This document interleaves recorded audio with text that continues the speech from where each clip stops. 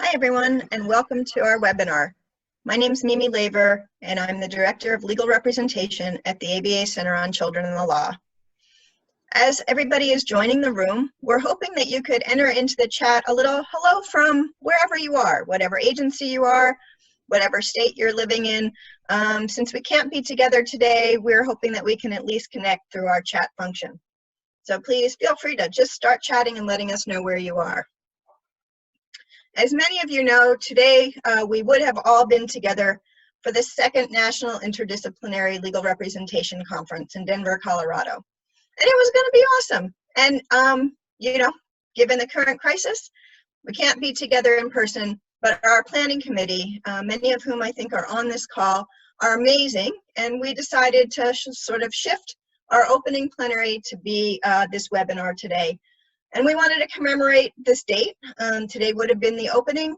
And so we're gathering today virtually so that we can all learn together, be inspired together, and move forward through this pandemic and beyond. Thank you all. Those of you that are chatting right now, I see that there are many places already up on our screen. So as I said, my name is Mimi Laver, and I get the fortune of hosting today, but I don't need to speak to you. I get to just listen to our speakers and learn from them. But wanted to just share a couple of thoughts beforehand, or a couple of really logistics. The first is that just like you're greeting us now and saying hello, we hope you'll react while the speakers are speaking. Use the chat function, say, woohoo, thanks Dave, like that comment, Tricia, right on. Or give us a thumbs up or some clapping signals, whatever. Just let us know you're out there and enjoying what we all have to share with you. We will likely not get to a Q&A, but there is a Q&A section on Zoom, as most of you know, because I'm sure many of you spend a lot of time on Zoom. So if you have questions, type them into the Q&A and we will look at them and send out some answers afterwards. Speakers will also be looking at the Q&A in between our talks, and if people can incorporate some answers, we'll try to do that, but we will certainly try to get back to you later. I also wanted to just thank Gideon Newmark, who's a lawyer at the Washington Office of Public Defense.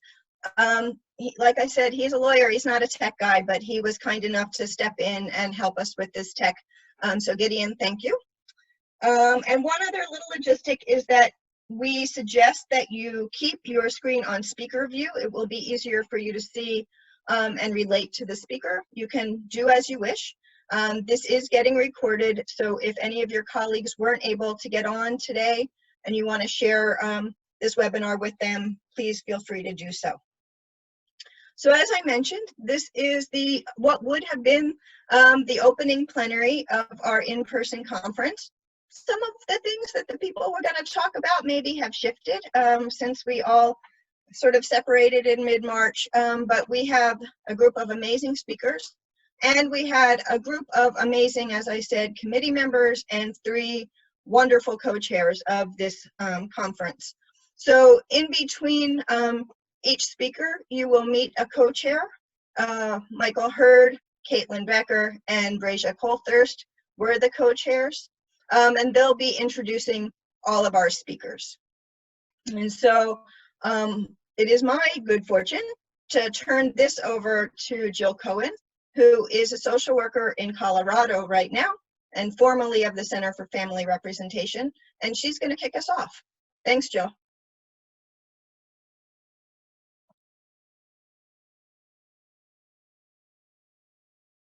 Hi, everybody. My name is Jill Cohen. I'm a social worker and I work for the Colorado Office of Respondent Parents Counsel. Our agency oversees parents' attorneys, team social workers, family advocates, and our first parent advocate in the state of Colorado. My main job today is actually to introduce our next speaker, Professor Marty Guggenheim.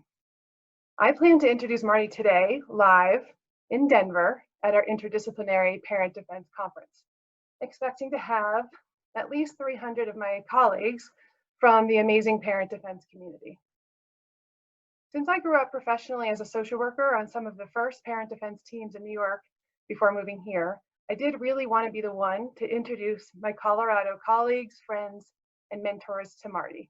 So I'll do that in a few minutes. First, I want to say more about what we mean by interdisciplinary parent representation teams, because this webinar actually gave us an opportunity to expand beyond our own parent advocate community. Over 20 years ago, academics, lawyers, child welfare leaders, judges, and other people who cared a lot about child welfare in involved families came together to address the absolute deficiency in the way parents were being represented in family and juvenile courts across the country. Those folks wanted to make representing parents a job that people actually wanted to do and could actually impact outcomes for families. When they started getting the attention of funders, those folks began to create programs and organizations with really strong parent defense missions. But they knew they wouldn't achieve those goals by just recruiting and having really good attorneys and paying them a decent wage.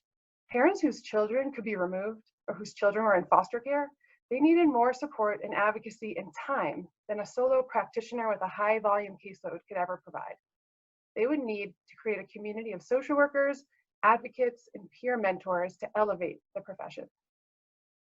Parent advocates, parent allies, peer mentors, those are all parents who survived the child welfare system themselves, often reuniting with children who were removed from their care. They are professionals in our movement who bring a personal commitment to helping other parents navigate the system successfully. They're actually at the heart of our movement, and they teach us how to do the work. I thought I was a really good parent social worker when I was 23 years old. When I started working with parent advocates on my team, that's when I learned how to be an awesome social worker for parents. Peer mentors are frequently members of our parent defense teams. Lucky us. They're also peer mentors all around our child welfare system. They work in family treatment courtrooms, nonprofits, and even for human services departments. So we should all look around and look for allies. They're all around us. Since we started integrating social workers and parent advocates onto our defense teams in Colorado just about 3 years ago, our program has grown tremendously. Last year, we evaluated our program and data, and we showed that adding a social worker to the legal team early on in a child welfare case increased that family's chance of reunifying, and children whose parents got the team, they spent less time in out-of-home care. We're super thankful for the comprehensive New York City study done last year, where researchers examined like 28,000 child welfare cases in New York City between 2007 and 2014. That study found that interdisciplinary representation for parents resulted in children spending less time in care without impacting their safety. If you haven't read that 2019 New York City study, where Marty was one of the authors, I recommend that you do. For many of us, it quantified what we had already been experiencing ourselves for the past 20 years. But like many of you on this call, on this webinar, we still have the burden of distilling this work for others. With 64 counties in Colorado to win over, it's actually a constant challenge. You have all been our best allies. The work that parents advocates are doing around the country to raise the level of practice and integrate parent voice into child welfare policy inspires us. But we actually use your data and your outcomes around the country to gain momentum here in Colorado. The Federal Children's Bureau's vocal commitment to promoting this type of quality legal representation for both parents and their children, including social workers and parent advocates as a critical piece of that success, well, that's also helping us win hearts and minds of skeptics. In Colorado, we now have access to our federal 4E funding, which is very exciting. We plan to use that to enhance representation and to start our own parent advocate program. So not only do we appreciate that the Children's Bureau talks about a commitment to representation in this manner, but we actually thank them because they put money towards it. So thank you. I have a few stories about how interdisciplinary teams are helping parents right now during this pandemic across the country. Hearing from practitioners gives me a lot of hope, especially on the days when I feel really down. Many of our advocates have been filling in the gaps that visit supervisors, treatment providers, and caseworkers can't or aren't meeting right now. Our social workers and family advocates have brought masks and hygiene products for homeless and poor people. An attorney in a rural county here made trips to local community centers that remained open during the pandemic to ask if parents who are homeless, don't have Wi-Fi, smartphones, could go there for virtual visits with their kids. One team social worker, she found a donated iPad, brought it to her client's house. helped set it up for visits to be virtual and for the client to have teletherapy. And then she drove around for 2 hours looking for hotspots for her client so she could drive there to get Wi-Fi to do those things. One of our lawyer social worker teams in Southern Colorado showed up when their client was about to be arrested to help that client navigate that interaction. They got the officer to agree that she could go to detox instead, and then they took her there. Another team found a bonding and attachment expert willing to help them convince a judge to reunite a mom and her baby in an inpatient substance abuse program, and then they drove her there during the pandemic when no one else would do that. I've heard of many parent-child reunifications that happened in the past 2 months. Those require a lot of teamwork and communication. Not many child welfare agencies right now are willing to go from virtual visits to a return home. Not right now. So if you have a reunification story where you are, share it with anyone who will listen. We all need to hear these stories. We all need hope. In Washington State, a group of parent allies, they bundled their stimulus checks together to purchase technology for clients. I really appreciated the story Kathleen Creamer from Philadelphia told on a recent webinar about a parent advocate who cooked with a client. On a bigger level, I know the New York City Public Child Welfare Agency collaborated with one of the New York City Interdisciplinary Law offices to talk about a list of families ready for unsupervised visits or reunification at the beginning of this crisis, so that those families' cases would be prioritized at the moment when the courts and agencies were all shutting down. Like many of you, we meet regularly with our attorney and advocate contractors to provide a place for support and brainstorming. We try to start with positive stories, but we've also been asking ourselves a lot of really difficult questions.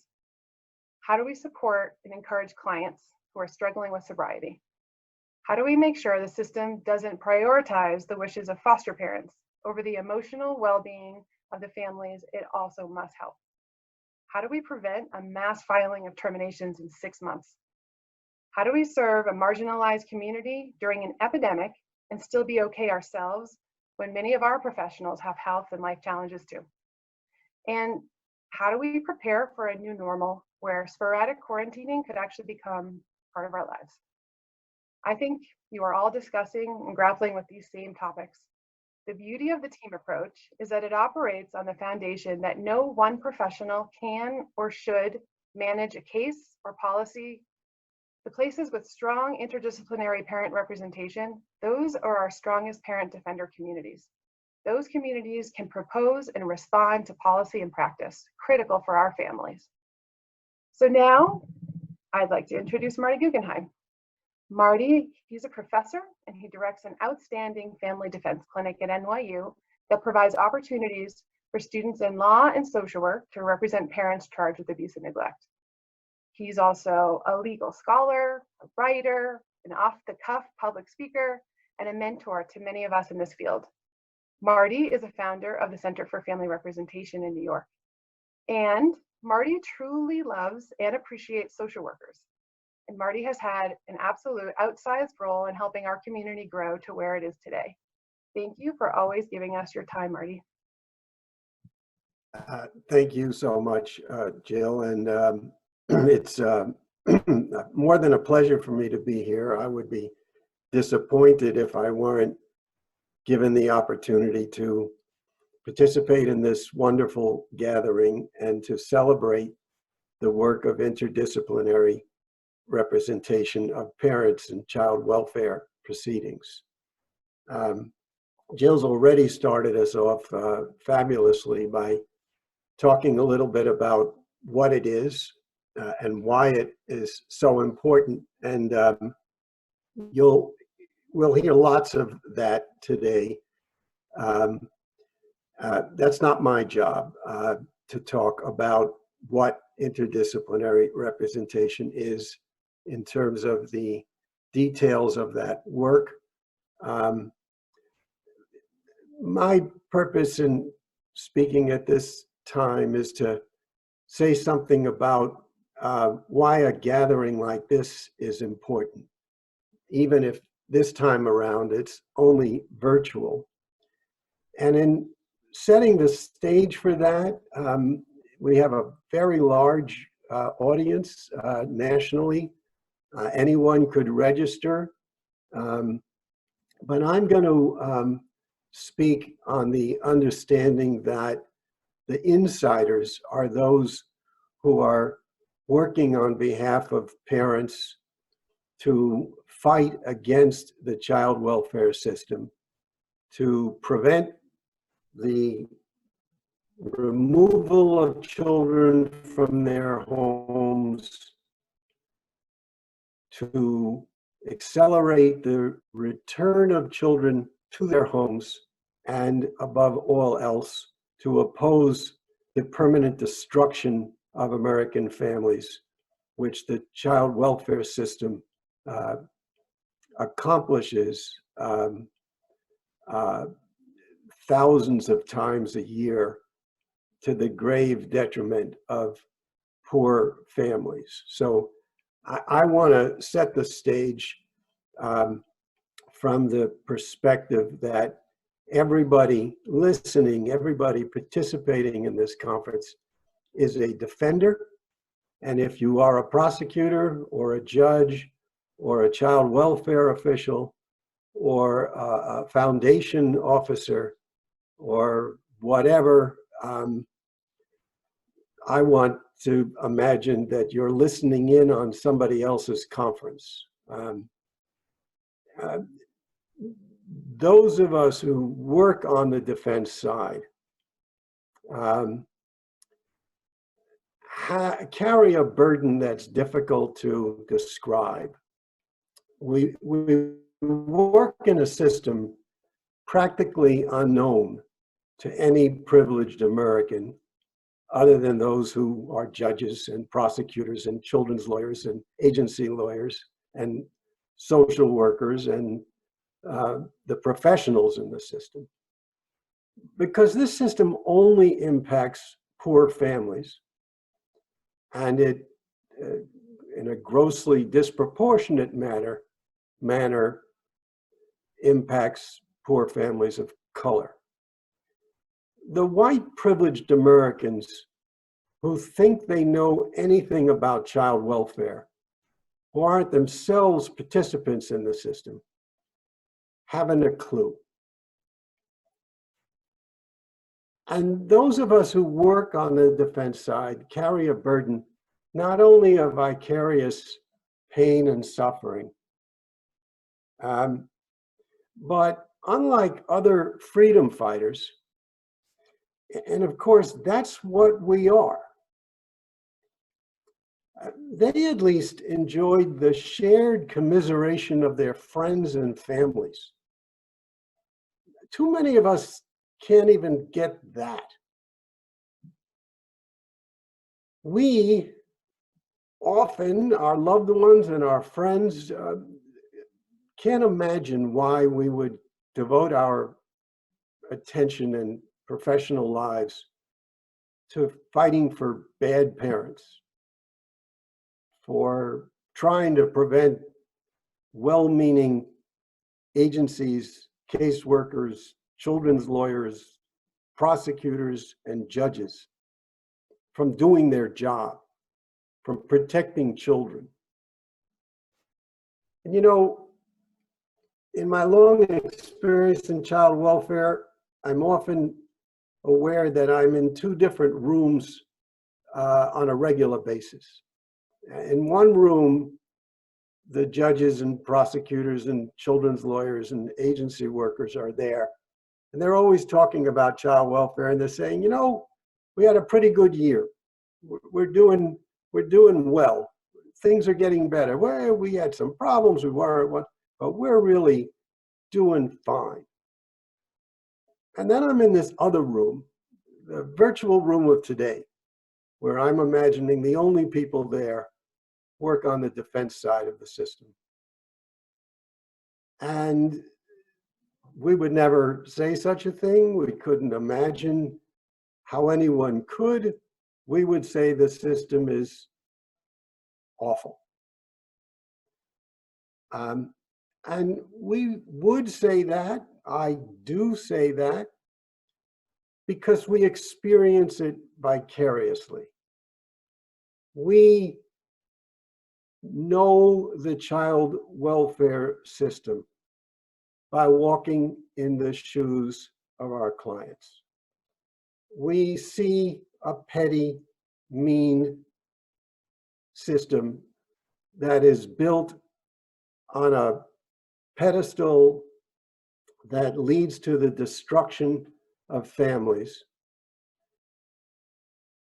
in which our clients are judged for snapshot moments in their lives, are reduced to the worst thing they've ever done, or to a characteristic that they may temporarily or even for a longer period of time possess: drug addict, alcoholic, abuser.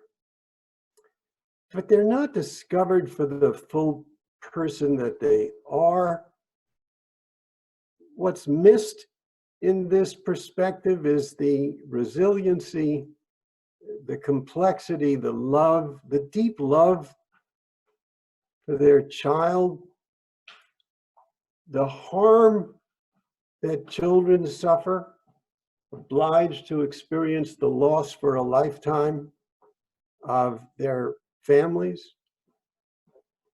A system that blames poor parents for living in a country unwilling to support them adequately.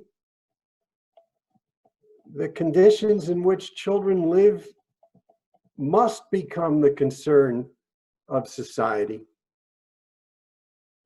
But we live in a country that rejects that principle.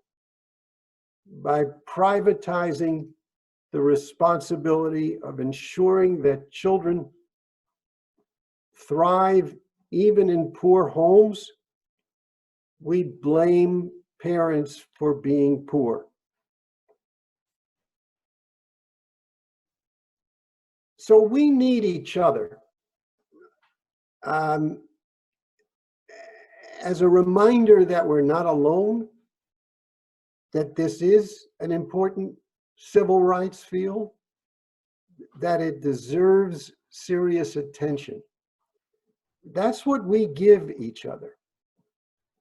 So I hope it's possible for all of you, each of us, to take away from today's program by imagining that you're in the room and soaking up the energy of the hundreds like you who deeply dislike what so many are doing in child welfare today.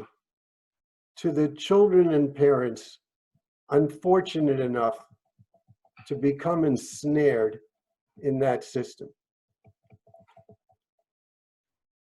What makes the interdisciplinary aspect of the amazing work being done in so many parts of the United States today, and as Jill already said, not enough parts.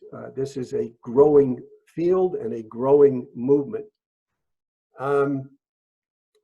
But there's a truth about child welfare that I want to emphasize beyond what's so unfair about it. And that is that we often achieve our success not because of the great lawyers representing the parents.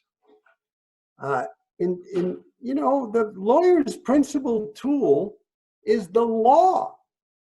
Well, in too many places in child welfare, the law isn't even relevant. Many of the lawyers in this field can tell you of the numerous times judges said to them, the Constitution doesn't apply in my courtroom, the statute doesn't matter to me, I'm here to further the child's best interests. Why would you cite the law?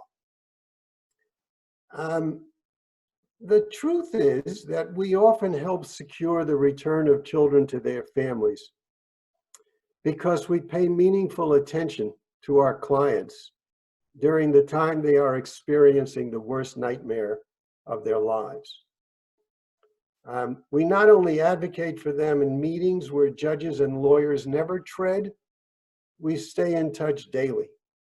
We empathize, we respect, we care.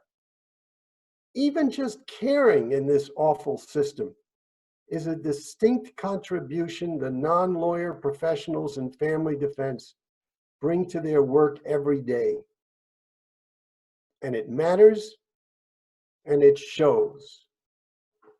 And to tell you how much it shows, let me give a little more detail to Jill's already provided overview of the remarkable study published in 2019 in New York City. It compared 18,000 children by looking at the difference in outcome of cases between parents who were represented by one of 3 parent representation offices in New York City: Brooklyn Defenders, Bronx Defenders, and the Center for Family Representation. Today, a 4th office, the Neighborhood Defender Service of Harlem, also does this work, but that office started after the study was commenced and it wasn't included in the results. What New York City did was create an experiment opportunity for study by taking away half the cases that it had used to only give to panel lawyers and create special offices, the 3 that I mentioned. The panel lawyers are among the best of the kind of individual solo practicing lawyers in the country. They're highly experienced practitioners who need to apply to the panel to be accepted. They have to, and they're reviewed annually to ensure that they take their job seriously and perform it well. Since 2004, they received $75 an hour for their work without any cap on the amount of compensation they can receive. So we were comparing this new kind of office against solo practitioners who really represent the best of that kind of practice anywhere in the country. The study's principal purpose was to determine whether the kind of representation a parent received might make a difference in terms of keeping families together and reducing the time children spend in care. The researchers took 3 years to do this study and reached the conclusion that if there was any difference in the outcome of cases by paring away the statistical distinction between them, ensuring that you were apples to apple comparison, that if there was any difference in outcome of cases, it would be because of the kind of representation the parent received. And the results were simply staggering. 43% of children went home 43% more often in the first year and 25% more often in the second year than by the solo practitioners.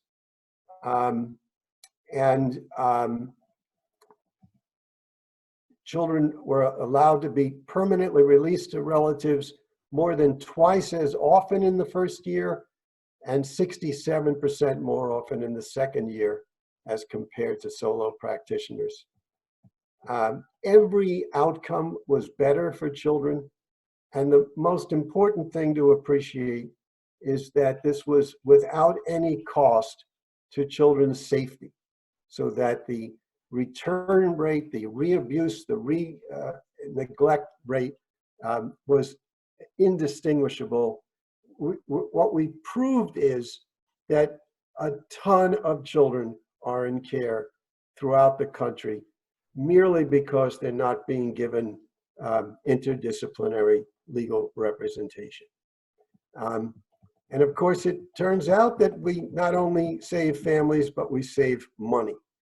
so much money that New York City would save $40 million a year just by using this kind of representation, as opposed to using 100% of solo practitioner representation. As we played out the meaning of this study throughout the country, the researchers suggest that there are about 50,000 children in the United States today who wouldn't be there if every parent were given interdisciplinary legal representation. So my hat's off to you. You should celebrate your amazing work, and thank you for the opportunity to talk to you today.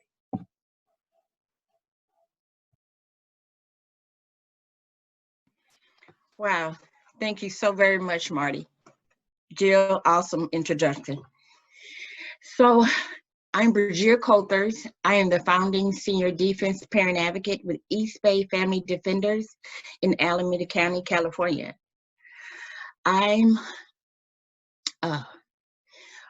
We have such a unique interdisciplinary team.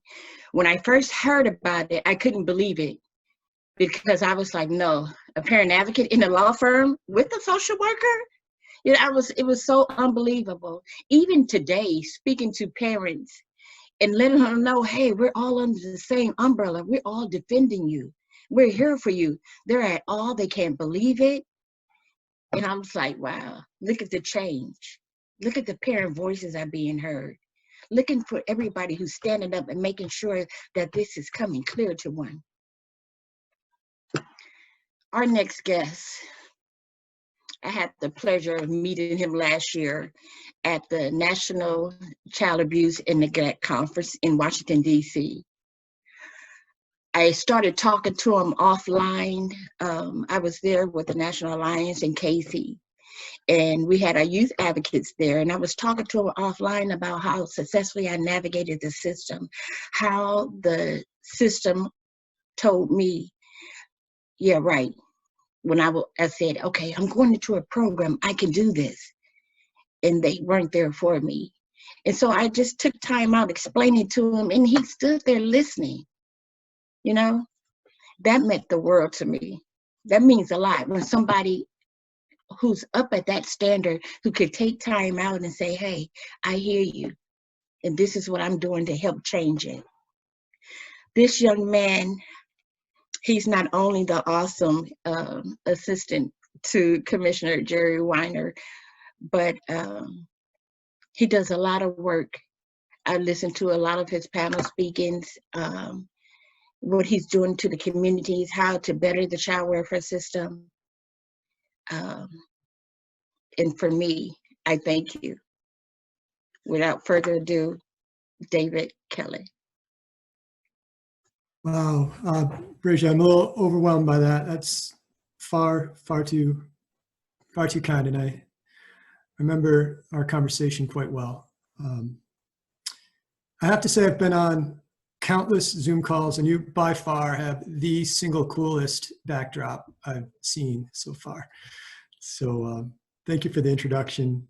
It's so good to see you again. It's a real honor to spend some time with you. I'll keep it brief because frankly, I know who the speakers that follow me are, and they're the folks you should be listening to, not me. If I'm able to convey just one thing, I'd like it to be just how truly grateful we are at the federal level for your work to support families. We were grateful before the pandemic, and that gratitude has only deepened.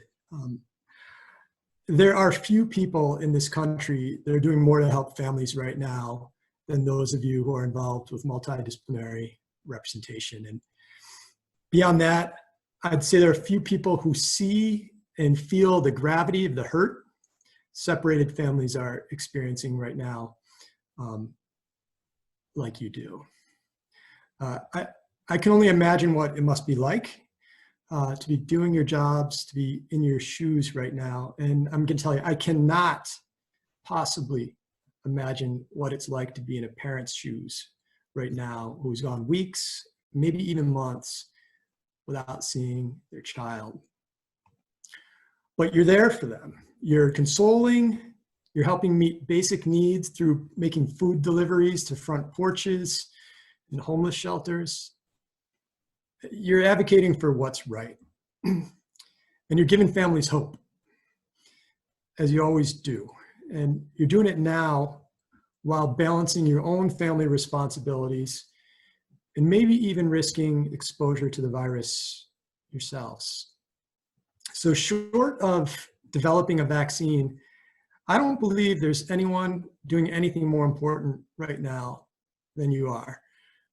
You embody the very caring and support our system needs to be about, should be about, and can be about. And you embody justice. So it's time for the rest of the country to follow your lead. The pandemic is forcing disparities that have always been there squarely out into the light. And it's laying bare all of our systemic shortcomings. There's a common refrain I hear people say all the time, and I'm sure many of you do too. And it's typically delivered by an upper middle class white person from some organization or another, or an agency. It usually happens in a meeting, maybe some kind of speech or talk. And it's really delivered earnestly. And I think it's intended to be somewhat bold or progressive, and we'll see who can predict what this is. There'll come a certain point in time in the meeting when someone raises their hand and says, we need a system that's good enough for our own children. And I have a reaction every time I hear that statement that I have to work really hard to temper. And I have that reaction because that's an offensive statement. I know it's not intended to be, but the fact is the folks most likely to say that have little to no chance of ever having a child enter the system. It's wholly improbable. And it's improbable because they don't have the pre-existing conditions in their lives that make that likely. They don't have the pre-existing condition of being poor, and they typically do not have the pre-existing condition of being a person of color. They're also typically pretty satisfied with incremental improvements to the system. And if they ever had a child in care, there's no way they could be happy with such slow progress. There's also this dominant perception or dominant narrative out there that certain families are broken. And this is also offensive, deeply offensive. And it has spurred much of the legislation, even widely heralded legislation in recent years. And it directs where and how our resources are focused. They're focused to try to fix people. They're focused on providing treatment. And I think it's clear, there are instances where families will benefit from treatment. But all families will benefit from being treated well, shown respect, supported, and given help in tougher times. And I'd say it's never families that's broken. What's broken is our moral compass and our inability to help families, our inability to fund, our unwillingness to fund the types of things that we know will help keep families strong and together. But despite all these realities, and you know them well because you live them, I'm hopeful. I'm maybe more hopeful than ever before. And it's because the pandemic is giving many people who might not otherwise ever experience discomfort or vulnerability a taste of it. More people than ever are missing family right now. They're missing community and the benefits that they bring. And people are being reminded that family is important. It's who we turn to when we are struggling. It's who we celebrate things with, who we mourn things with, people who are there for us. we've got an opportunity to emerge from this crisis a far more just and humane system. And we can't and should not return to the system that we had and knew 8 or 9 weeks ago. We've got a chance to rebuild and replace the child welfare system we know with a child and family well-being system that's there to support families, keep them strong, and help heal when that's necessary, as opposed to a system that causes and compounds trauma. We've got 2 overarching goals at the Children's Bureau. The first is to reduce the need for families to ever make contact with the formal child welfare system. And the second is to dramatically improve the experience for those children and their parents when foster care is necessary. And there's absolutely no question that multidisciplinary representation is absolutely essential to accomplishing both of those goals. That's why we changed our policy to allow for e-funding now to cover a portion of the cost for social workers, peer partners, investigators, paralegals, and the overhead associated with running multidisciplinary shops. We believe that keeping families and communities strong is the best way for parents and children to thrive. We think that robust networks of community-based prevention supports are the best way to get there. Supports that are provided in trusted places by trusted people, that are culturally relevant, that are respectful and stigma-free, and places that help reinforce the message that everybody needs help sometimes, and asking for help is a sign of strength.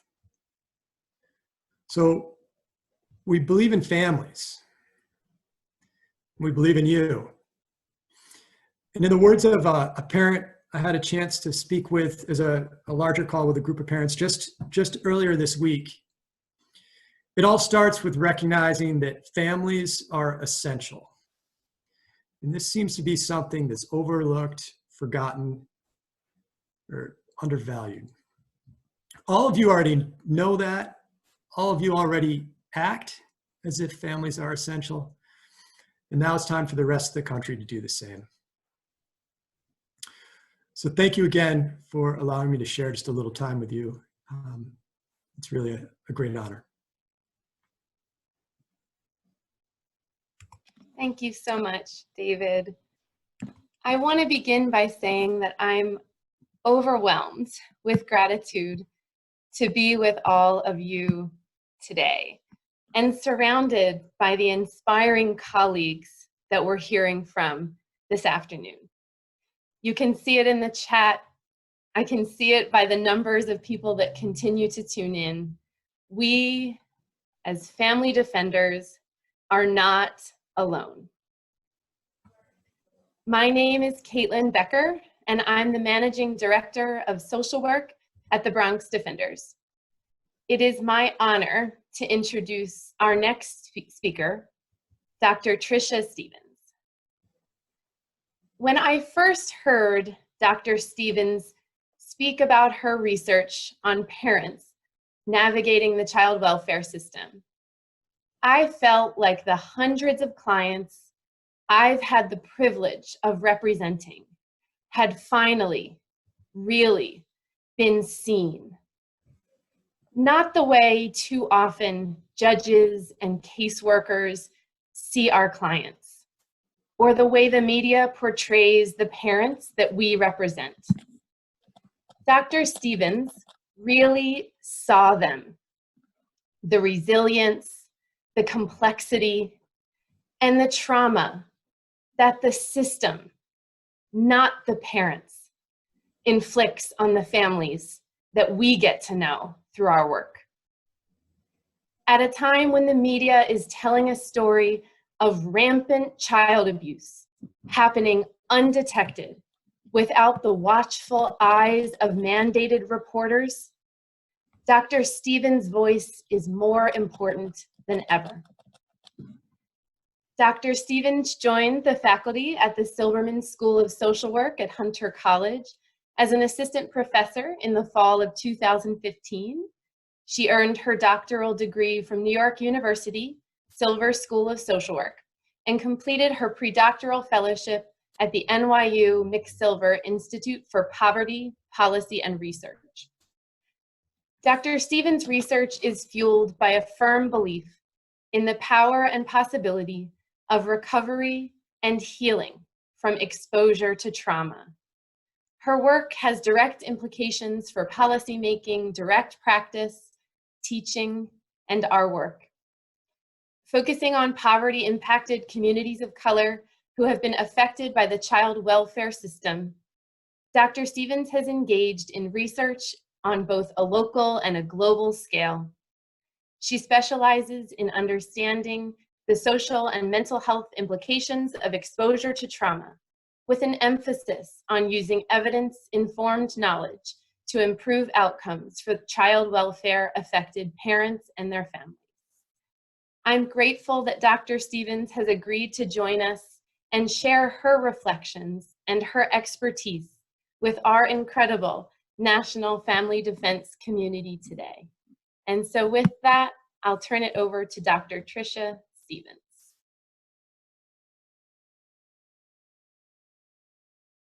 I have to unmute myself. Thank you, Caitlin. And it is indeed my honor to be here among allies, among friends. And so I want to greet you with the amazing words of Ella Baker, who was a profound civil rights activist. And Ella Baker said, "We who believe in freedom shall not rest. We who believe in freedom shall not rest until it comes." And so today I want to talk about changing the narrative. And that is something that I am absolutely committed to doing and will not rest until it comes. And I see this time of COVID as a time of possibility for us who have been in the trenches. Some of you have been in the trenches far longer than I have, and I appreciate you welcoming me and giving me space to speak. When I started my journey of doing this work, I was nestled in this amazing organization called the Child Welfare Organizing Project. And Caitlin, part of the reason why I was able to see, as you said, was because in that space, I received some of the warmest hugs I'd ever had in my life, from mothers who had been vilified and dragged through the family courts, had their children taken away, some whose children had been taken away and lost custody permanently, only to watch those very children come and find them again. Families are not ours to tear apart. Families have the right to be together.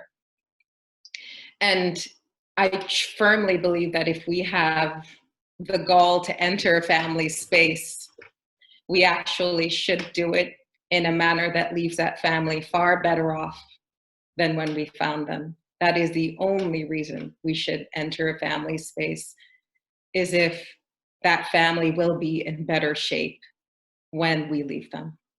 So let's talk a little bit about the power of words and the power, David, what you talked about, the power of words to define and the power of words to guide policies and shape our thinking.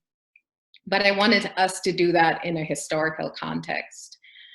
And the reason I want to take us a little bit back is because I do a lot of work with historical trauma theory, and without a history and without a context, you have no idea of where you are or where you're going. So I want to understate here very clearly that the United States has an appetite for family separation. It is an appetite that is a strong one. It's an appetite that was legalized and made firm in the constitutions of this country from an early time. It gave people the power to buy and sell children, to take them away to take them away at any time they saw fit. That is the history of this country, and that is the context within which we are living. And some would say, well, Tricia, slavery was hundreds of years ago. And I would venture to say, in the words of Dr. Dorothy Roberts, and many of you have read her work, I read an incredible study she did where she said, go to any family court in the United States of America at this point in time and simply sit and look. And what you will find when you go to the family courts in the cities across this country is the drastic racial and class difference in those who are entering the door as plaintiffs and those who are in charge of making the decisions about people's lives. I remember going to family court and seeing that myself, and my heart breaking as parent after parent after parent was devastated in a court setting that was not intended to actually help them. I watched as parents showed up hoping to get their children back or get some information on where to go and what to do. And I watched the routine devastation of families for the most part. And so that fueled my work over time, because I thought to myself, how is it possible that this is happening in our country, in the United States of America? And so I had to go back to this concept of the appetite for separation and the systems that have been built around that appetite for separation.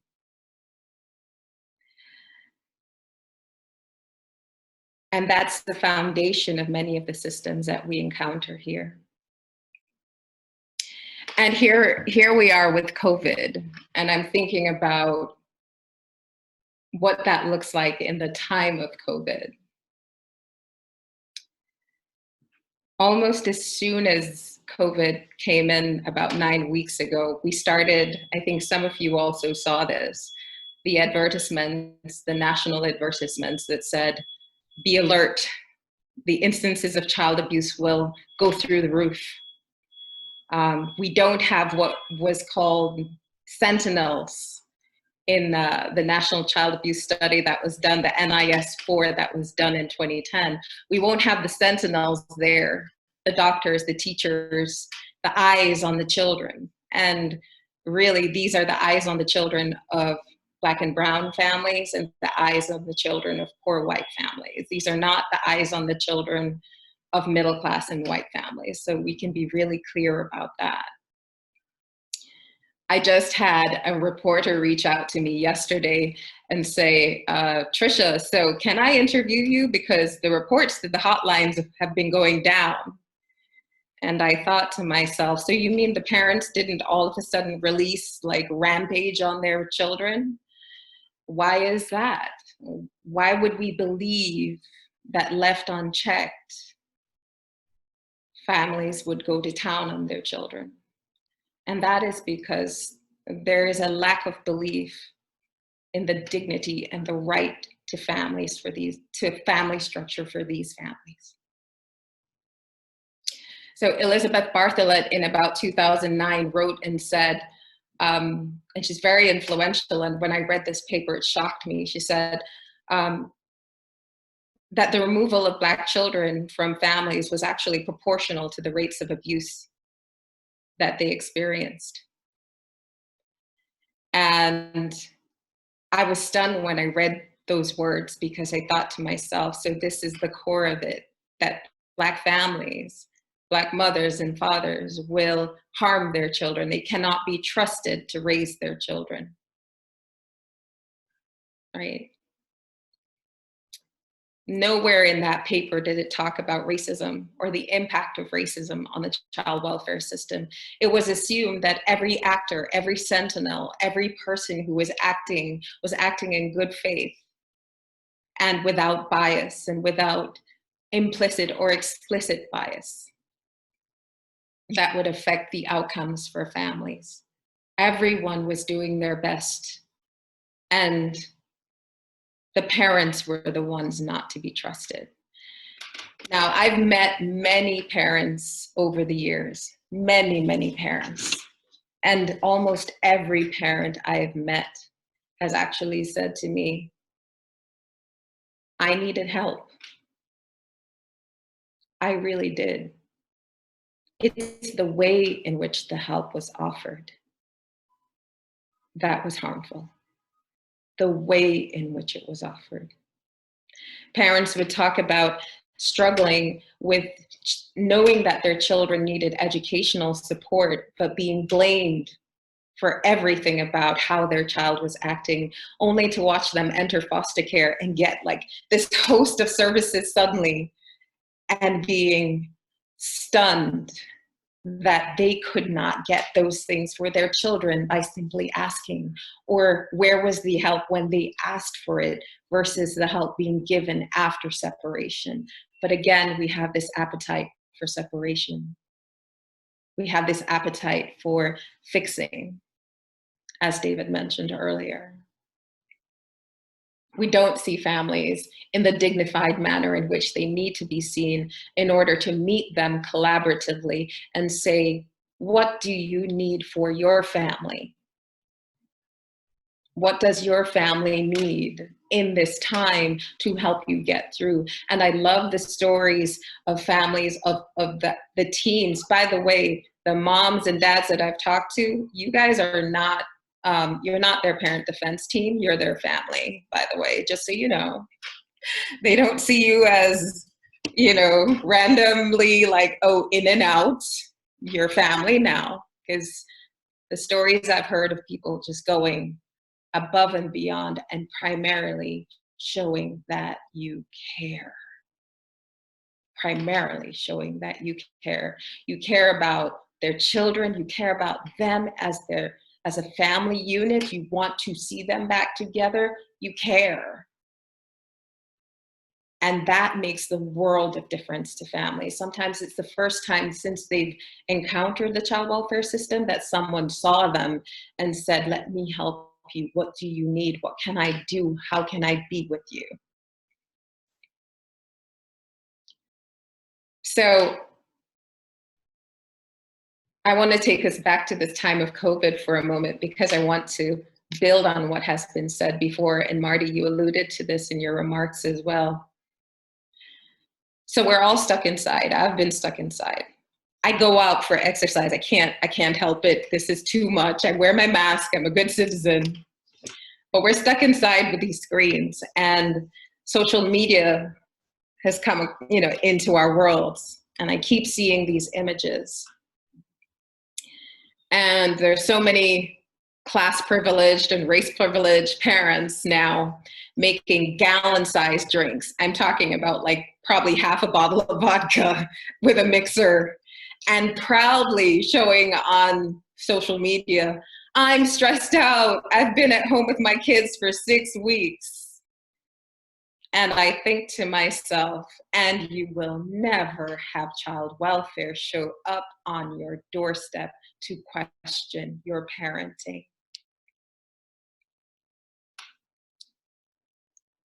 A Black mother may not walk through the Bronx with a container in a brown paper bag without the fear that someone is going to stop her. We have to understand the role of race, the role of class, the role of power, and the role of privilege in fueling a system that has an appetite for separation. So let's talk for a moment about the moms and the dads that are within this system for just a moment, because I want to challenge, I want to be mindful of time, because I need to get off so Shrounda can have your time. I want to challenge this idea of families as fragile or broken or vulnerable. because these are families who during COVID have stepped out without PPE because they could not afford to lose a day's work. These are families who have lost family members, and I meant to open by acknowledging for those who have lost loved ones, our condolences. For those who've been affected and become ill, may you recover quickly and fully. These are families who understand deeply that members of their family will be taken away and incarcerated far faster than they will be educated. These are families who are walking out from shelters with vouchers and trying for the 10th or 12th time to find an apartment using a voucher, only to sit there and watch the landlord calculate how many kids you got, what floor are you gonna be on? I don't know. And then they turn out again to go and use that voucher. So I don't know if vulnerable matches for me. I hear persistence because I don't know how many of us who have never had to do that would be able to get up after the third time and say, I'm still gonna go try use that voucher. So I'm challenging this idea of fragility and vulnerability because we have to see the strength that families have, and we have to treat that strength with dignity, because that is my, sorry, timer.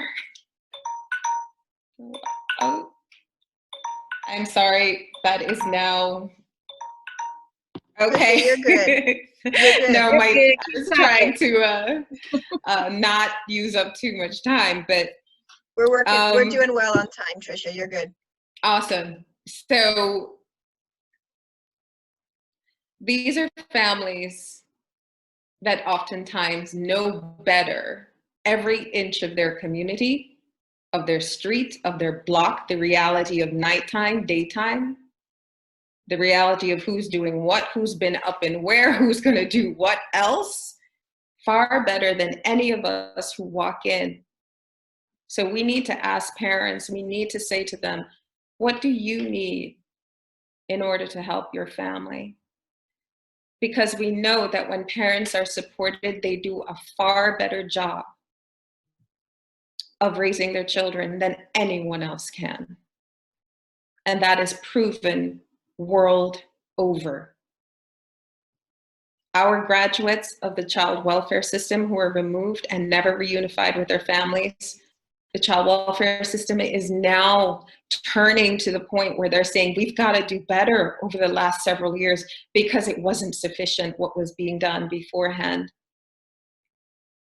And still, those raised in a child welfare system are most likely to be re-entering into the child welfare system as parents themselves.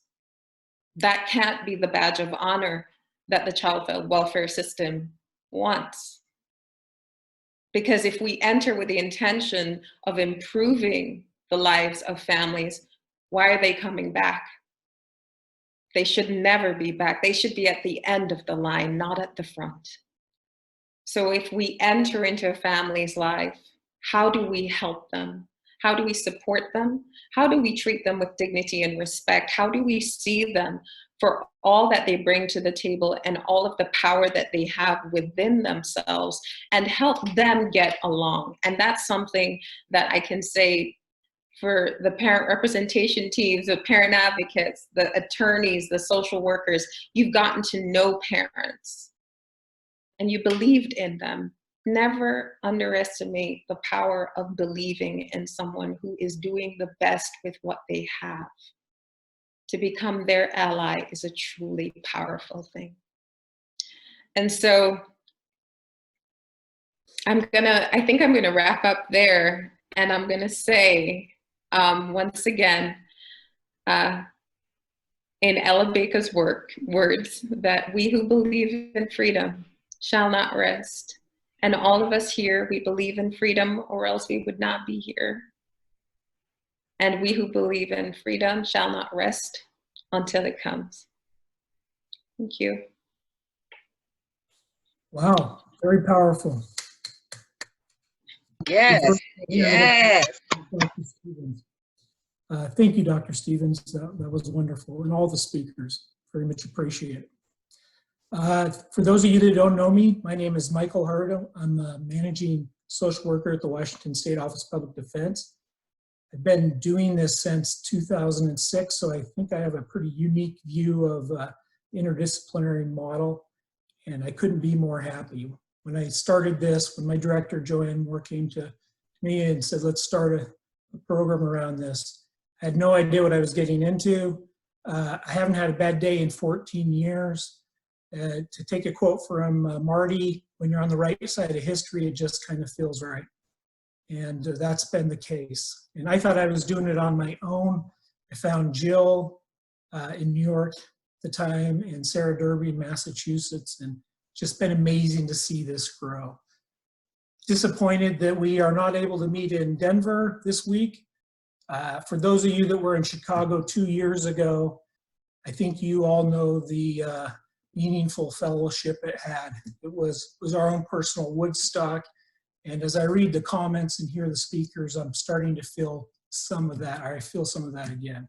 So I very much look forward to when we're able to meet again and be with our people.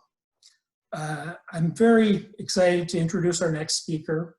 She's one of my true heroes, and I mean that from the bottom of my heart.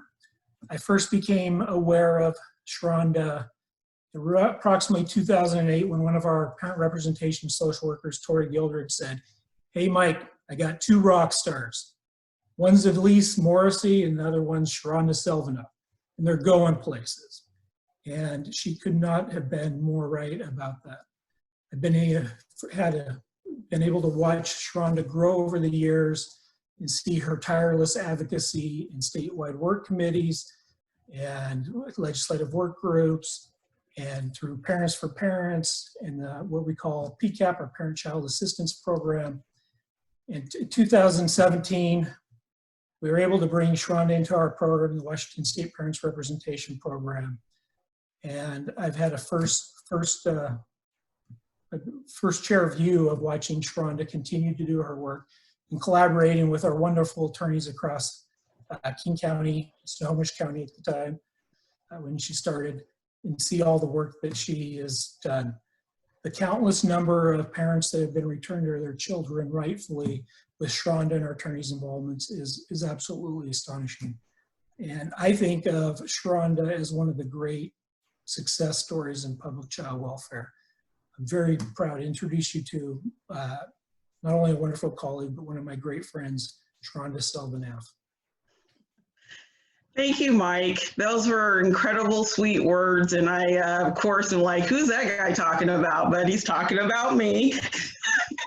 And I think that really just talks about the transformation of what happens for families when we encounter support, right? Today, right before I was getting ready to do this presentation, I can't tell you how many calls and texts I received. And I was overwhelmed with emotion of just how my life has changed so drastically and the love that continues to pour into my life. And while I entered into child welfare 12 years ago because I was addicted, my life has taken on a complete new meaning, and I am just so grateful that the change agents that have come into my life to support me and to guide me and to lift me have been just incredible. I want to thank the chair. I want to thank the committee. I want to thank all of the speakers for everything that you hold. And as I look at this incredible panel, right, I ask myself, well, what am I doing here, right? And the deal is really, right, I got off drugs. I got my kids back, and people just said, Shrounda, you know, you don't have to live like that. There's a life that's way better for you, and we want to show you and guide you and give you the path. And so I just couldn't be more honored to be a part of something so great. As I was thinking about this conversation today, and I would thought about, you know, how to frame this, and what I thought about was, of course, my families. Right. And I thought about, you know, how tired we are, right? There's this collective weariness going on amid COVID, right? And I know that we are very challenged, right? But I have to tell you, we're collectively weary, but we're not collectively suffering. And when I think about parents that are in child welfare right now, what I think about are do you know where your kid is, right? Even if your kid, I mean, my kid's on my last nerves, right? But I know where my kid is. You know what I'm saying? And it's just like thinking about parents that are in the middle of COVID, not knowing where their kid is, and the suffering that goes on for someone who cannot say, I don't have any idea where my kid is. So I want to just frame this around missed opportunities, because I'm thinking about how many missed opportunities I have watched in the middle of COVID. A crisis doesn't require less activation, it requires more activation. And what I've been able to watch is a lot of excuse making on why things can't happen because we're in the middle of COVID. And so I've thought about particularly a few of the things that have kind of gotten under my skin, and one of those has been visitation. I had the opportunity recently to contribute to an article, and the article name of it was Birth Parents Fight for Rights or Fight for Visits in the Middle of COVID. And a comment that was said in the article was by a foster parent was they are the ones that made the choices which led them to losing their children, and they shouldn't be worried about making visits at this time. And I thought to myself, wow, you're caring for somebody's kids, right? Missed opportunity to show some compassion, some empathy, some understanding. And I'm really clear that we are in a state where birth parents and the way that we see them constantly says they're undeserving and that they shouldn't want or need to be with their kids. And I'm baffled. I'm baffled that we live in a society that doesn't recognize how inhumane those type of attitudes truly are. So what I've been able to watch and see is a lot of campaigns, and one of those campaigns that here in Washington is be a hero. And the be a hero is because the numbers are so down on reporting for children, right? It's down 41%, 41%. And so the campaign is be a hero. And what I was struck by was, because what it was asking for was mandated reporters, right? That there aren't these mandated reporters, and we need you, the community, to come and be a part of, be a hero for these kids. And what I was struck by, first of all, is if there's a hero, there has to be a villain. So I haven't even touched the child welfare system, right? And you have villainized me. And then, of course, if there's a hero, you've got to rescue somebody, right? So now we've instilled this rescue mentality into our community members. And I think about, once again, opportunity missed, right? Why couldn't we have given our community members some insight into the stressors and the risk factors that can introduce someone into the child welfare system and enable them to actually be a support and to guide a family through COVID and not into child welfare? So there's another missed opportunity. But one of the most outrageous missed opportunities that I've witnessed is this projection of this influx of children coming into care. And I'm so grateful for the feds that are talking about prevention, right? Because we shouldn't have children coming into care. And one of the real strategies around that prevention really is lowering the mandated reported numbers. Like, that's one of the strategies of actually looking at prevention. So we're here. The numbers are really, really low. And this campaign that went out to recruit and retain parents, foster parents, for this influx of children coming in. Of course, I went and I did just a little bit of research. And so what the numbers and the statistics actually say is first of all, the statistics say that like in 2017, 7.5 million calls went to intake. And out of those 7.5 million calls, 269,000 of them actually needed some type of intense intervention. The reality of it is that you don't need to be worried about those calls not coming in. The calls should have never come in the first place. So instead of infusing fear into our public, we should be taking the opportunity to talk about hope and help. And I look at, here we are, once again, missing opportunities. So as I've been able to kind of look at, you know, where we're at, where we're going, and where do we go from here, here's what I know for sure. First of all, I'm not missing any opportunities because I know and I recognize that parents are struggling, that these are difficult times, and that I must be activated in a way that I've never ever been before. When I think about a parent that's currently navigating this system, I think about the hopelessness, how disempowered they are, how hopeless they are, confused and lost how they are, and how a team needs to be wrapped around them. I cannot imagine navigating child welfare on my own. And to be honest with you, it's really quite cruel and irresponsible to send someone into this system unarmed.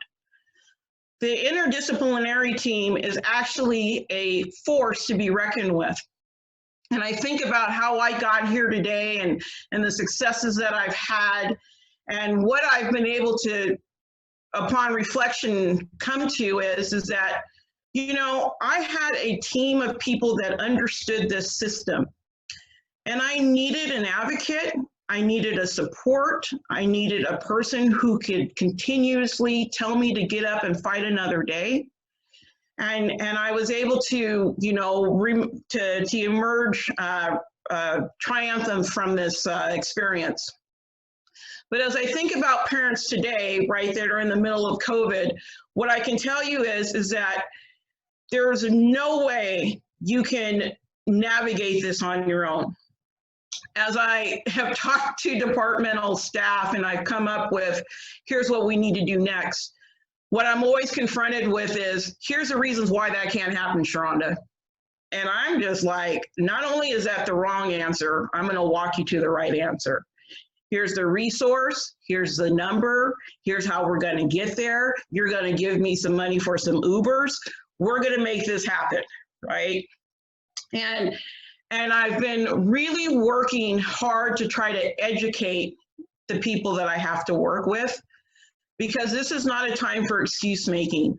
This is a time to instill hope and activation into people who actually have absolutely no recourse and absolutely no voice. Nobody wants to hear from a parent, right? You are the person who needs to go away. And they focus so much on who we were and what we did. And I'm not saying that, you know, there's not some points where we've done some things that, you know, need some correction. But I got to tell you, the response that people have to parents says far more about them than it does about me. Our way that we are interacting with families at some points is so disgusting that I am horrified that this is humanity. So as I look at where do we go from here and what's the hope, right? I'm going to tell you, I don't want to miss the opportunity of creating an interdisciplinary team so that a family can be supported and guided through this system. We have a system that is in place that is preparing people. We don't need preparation, we need prevention. Part of that preventative way of approaching and navigating this system is having strong defense teams that are comprised of people that understand systems and navigation. I'd like to share with you just a really quick story that happened a few weeks ago. And I got this call from this client of mine, and she said, they're coming for my baby. And she was in a home with a suitable other, and the suitable other had decided that the strain of having them in their home had just been so overwhelming that she had called the department and asked for the child to be removed. So my client was horrified and of course terrified, and so she says, "They're coming for my baby. I'm on my way to you." Now, first of all, I work from home, so I was like, "Where are you going?" She says, "I'm coming to your office." And I said, "No one's in their office." I said, "Whatever you're doing, pause and stop and go back to wherever you were. That's the first thing I want you to do." And I said, "I will figure out the next steps." So I immediately reached out to her attorney, whose email had a bounce back that said, "I'm on vacation. If you need something, please reach out to so-and-so." And so I did. Immediately, the attorney supervisor called and we talked about the case, and she made herself back home, and we did a three-way call, and we started to come up with some solutions. In the interim, the department had come up with where the child was going to be placed. So here we are in the middle of COVID, courts aren't operating, services aren't available. She's about to be homeless, and her kid's about to be somewhere else. So immediately, what we decided to do is figure out a few things. And the first thing I needed to figure out was how to get eyes on this child and how to get this woman housed. And let me tell you what, I did both. So as we prepared to go to court and the attorney had prepared the motion, I was on the phone. And what I can tell you is I was prepared for all the questions that a judge was going to ask somebody, because I've done this a few 24 hours. And so I knew those questions and I had those answers. We were able to have that child placed with a friend. I helped her locate the friend. I helped us look through what are the challenges in the household. I was able to secure childcare. I was able to secure birth to 3 so that we could have lots of eyes on this child, that we could have a child that wasn't in a very crammed space, to give us enough time to come up with what we needed to do next. I can tell you, none of that would have happened had there not been a team. The attorney would not have been able to figure out the pieces that I was able to figure out. And of course, I don't have a law degree to navigate motions and understandings of court proceedings. Most importantly, what this client needed is she needed a level head to walk her through. She needed accessibility and she needed answers. And we were able to do that. If you are in a jurisdiction and you do not have a multidisciplinary team, you are missing an opportunity.